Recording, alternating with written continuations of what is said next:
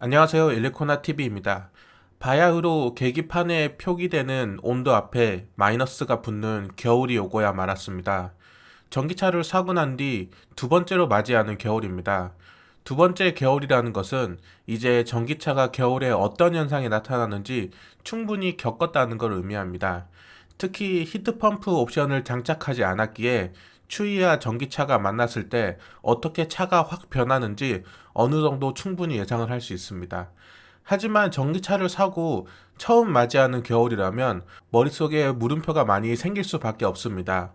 차가 고장 났나? 라고 생각될 정도로 평소와는 다른 모습들을 너무나도 많이 보여주기 때문이죠. 특히 생애 첫 차가 전기차가 아닌 기존 내연기관을 타시다가 전기차로 넘어오신 분이라면 더더욱 궁금증들이 늘어나는 계절이 바로 겨울입니다.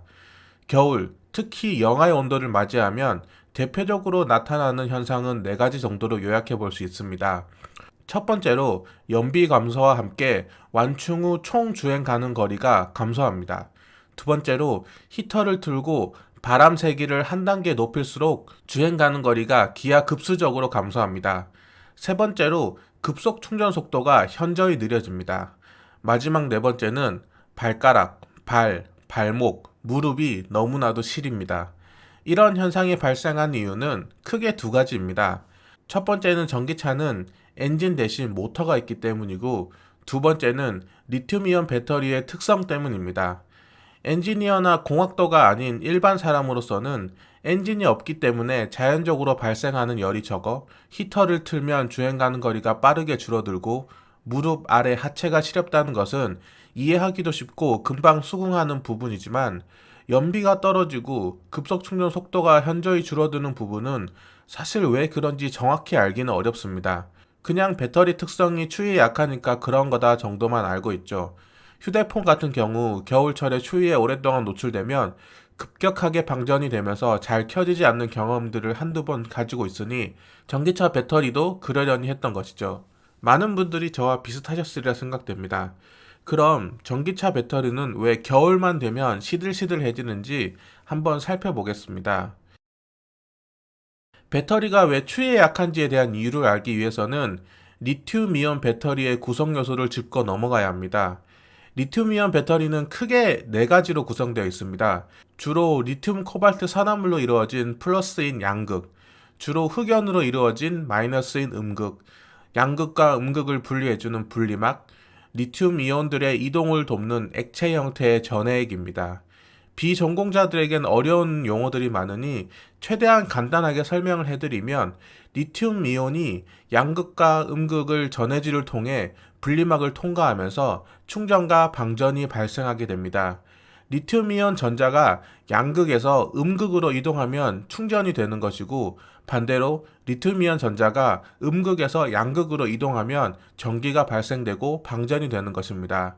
그렇기 때문에 우리가 전기차를 운행하고 충전을 하는 행위는 내연기관의 기름 탱크의 기름처럼 사용한 뒤 채워넣는 물리적인 방식과는 달리 리튬이온과 전자를 양극으로 옮겼다, 음극으로 옮겼다 하는 화학 반응에 해당하는 것입니다.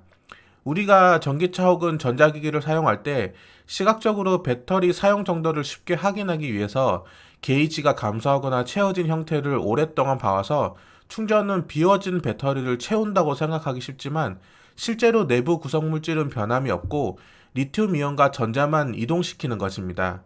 충전의 개념을 내부 구성 물질의 이동이라고 생각하면 겨울에 주행 가는 거리가 왜 감소하는지, 급속 충전 속도가 왜 줄어드는지 어느 정도 쉽게 이해할 수 있습니다.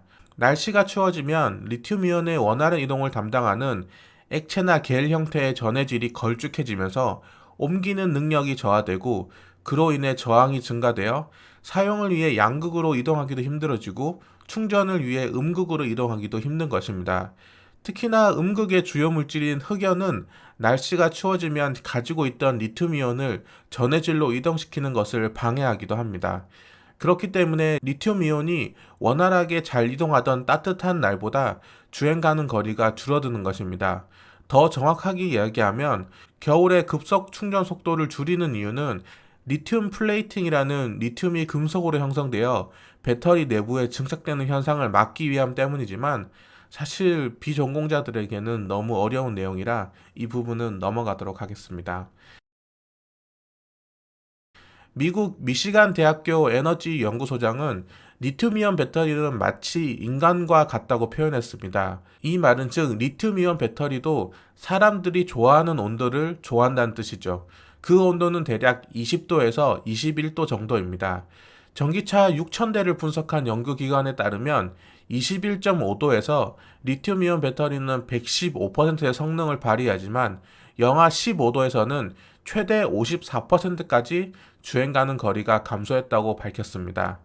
인간이 추위도 싫어하지만 더위도 싫어하듯이 리튬이온 배터리는 뜨거워도 성능이 감소가 됩니다. 오히려 추운 것보다 더운 것을 더 싫어한다고 볼 수 있는데요. 온도가 30도 정도가 되면 20% 정도가 줄어들고 40도가 되면 40% 감소, 45도가 넘어가면 주행 가는 거리가 50%가 감소하게 됩니다. 이 때문에 한여름에 전기차를 땡볕에 세워두지 말라고 하는 이유입니다. 하지만 우리가 더운 여름보다 겨울에 주행 가는 거리 감소를 더 확실하게 체감하는 이유는 열을 식히는 것보다 열을 만드는데 더 많은 에너지가 필요하기 때문입니다. 전기차의 경우 자연적으로 발생되는 열이 내연기관의 엔진과는 비교할 수 없는 수준이기 때문에 히트펌프와 같은 열 관리 시스템이 없는 차량의 경우 코일을 가열하여 열을 만들어내야 합니다. 추위로 인해 리튬이온 이동은 원활하지 않게 되고 그 배터리 상태에서 열을 내기 위해 에너지까지 또 써야 하니 배터리량을 바탕으로 표기되는 주행 가는 거리가 쭉쭉 줄어드는 것입니다. 연구 결과에 따르면 겨울철에 히터를 사용하지 않으면 평균 12% 주행 가는 거리 감소가 일어나는데 히터를 작동하면 평균 41%가 감소했다고 합니다. 특히 겨울에는 전기차의 효율적인 전력 관리에 큰 도움을 주는 회생 제동 역시 제한되는 경우가 많거나 평소보다 적은 전력을 회수하게 되므로 효율이 더 떨어지게 되는 것입니다. 그리고 여기에 실내가 춥다고 히터까지 빵빵하게 틀어버리면 말 그대로 최악의 상황을 만드는 것입니다. 아니 그럼 전기차를 탄다는 이유만으로 이렇게 겨울만 되면 온갖 불편을 겪어야 한단 말인가? 라고 생각하실 수 있습니다. 하지만 제조사들은 이미 나름의 해결책들을 다 가지고 있습니다. 특히 한국에서 전기차 보조금을 받기 위해서는 상온 주행 가는 거리와 저온 주행 가는 거리와의 간격을 줄여야 하기 때문에 현대자동차는 히트펌프라는 기술을 이미 보유하고 있습니다. 테슬라 역시 리프레시된 모델 3와 곧 국내 출시를 앞둔 모델 Y에도 히트펌프 기술을 도입했습니다. 히트펌프 기술은 생각보다 복잡하고 고도화된 기술이기 때문에 따로 영상을 제작해야 할 만큼 긴 내용이지만 간단하게 이야기해서 열을 만들어내기보다는 이동과 순환을 시키기 때문에 효율이 좋은 것입니다. 하지만 이 히트펌프는 현재 기존 테슬라 모델 3나 모델 S, 모델 X에도 해당하지 않는 이야기이며 현대자동차 코나 일렉트릭을 타는 저처럼 히트펌프 옵션을 선택하지 않은 사람들에게는 사실 남의 이야기입니다. 그럼 히트펌프 옵션 없이도 겨울철에 전기차를 효율적으로 운행하는 팁은 어떤 것들이 있을까요? 사실 여러 연구기관이나 매체에서 겨울철 전기차 운전 팁을 밝히긴 했지만 전기차를 타는 입장에서 내용들을 보면 썩 와닿는 것은 없었습니다. 그래도 완전히 모르는 것보다는 알고 있는 것이 더 도움이 될 수 있으니 한번 알아보겠습니다. 첫 번째는 전기차가 아니라 모든 자동차에 해당될 수 있는 이야기인데요. 타이어 공기압을 자주 확인하는 것입니다. 온도가 낮아지면 타이어 공기압이 낮아져 구름 저항이 커지고 이로 인해 주행 가는 거리 감소가 나타날 수 있습니다. 차량마다 적정 공기압은 모두 다르기 때문에 본인 차량의 겨울철 적정 공기압을 잘 기억해 두시고 수시로 체크하는 것이 좋습니다. 두 번째는 차량을 타기 전에 미리 실내 난방을 세팅하는 것인데요. 만약 완속 충전기로 충전을 하고 있다면 더더욱 필요한 세팅입니다.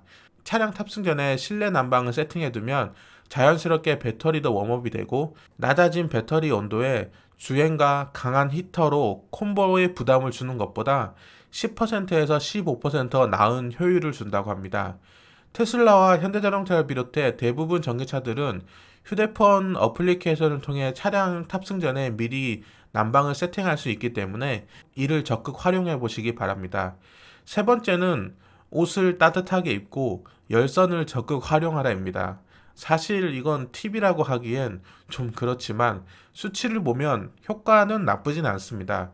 보통 히터로 공기를 가열하려면 3에서 5kW가 소모될 수 있는데 열선 핸들이나 열선 시트를 활용하면 약 75W면 충분하다고 합니다. 저는 내연기관을 탈 때부터 겨울에 히터를 잘 틀지 않는 스타일이라 열선 핸들이면 충분했는데 엔진열이 없다 보니 발이 너무 시려운 건 열선이 해결해 줄 수 없는 부분이기에 아쉽긴 합니다. 네 번째는 거주지에 완속 충전기가 갖춰진 분들에게 해당될 수 있는 이야기인데요. 충전기에 차량을 연결하면 BMS가 배터리 적정 온도 유지를 위해 지속적으로 제어를 하기 때문에 차량을 이용하기 전까지 완속 충전기로 계속 충전이 가능한 배터리 상태면 베스트이고, 만약 그 전에 충전이 완료될 수준이면 충전기 속도를 조절해서 최대한 지속적으로 충전 중 상태를 유지하라는 것입니다. 코나 일렉트릭을 계약할 당시에 히트 펌프 시스템과 배터리 히팅 시스템이 들어간 윈터 패키지 옵션이 118만 원이길래 무슨 강원도 산골에 사는 것도 아니고 이런 건 필요 없지 않나? 라고 생각해서 옵션을 넣지 않았습니다. 하지만 한 번의 겨울을 겪고 난 다음에 그 옵션이 강원도 산골에 살지 않아도 너무나도 필요한 옵션이라는 것을 절실히 느끼게 되었습니다. 만약 이 영상을 보시는 분들 중에 전기차 구매를 생각하고 계시는 분이라면 제조사를 막론하고 히트펌프 관련 옵션이 있다면 꼭 넣으시길 추천드립니다. 특히 이 히트펌프 옵션은 차량이 출고되고 나서 추가로 장착할 수 없는 옵션 중에 하나이므로 본인이 추운 강원도에 사시던 따뜻한 제주도에 사시던 상관치 말고 꼭 적용하시길 바랍니다. 이상 일레코나TV였습니다. 감사합니다.